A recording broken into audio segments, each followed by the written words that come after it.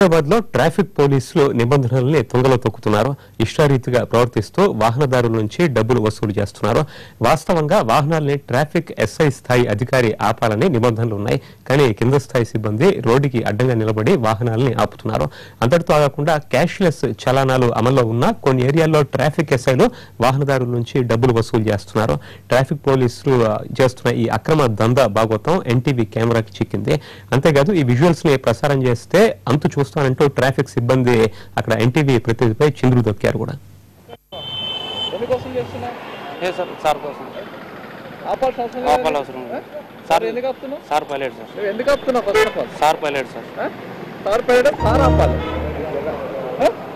చెప్పినప్పుడు పని చేయాలి.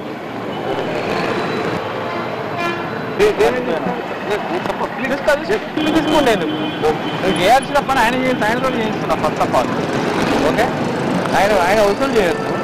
ఓకే,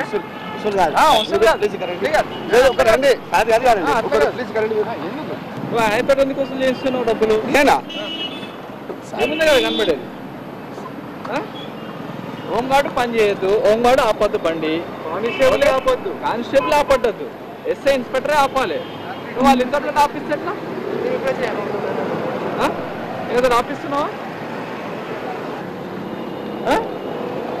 రూల్స్ పెట్టారు కదా, నీకు మెమో ఇచ్చారు కదా, ఇచ్చారు, సర్కులర్ పంపించారు కదా.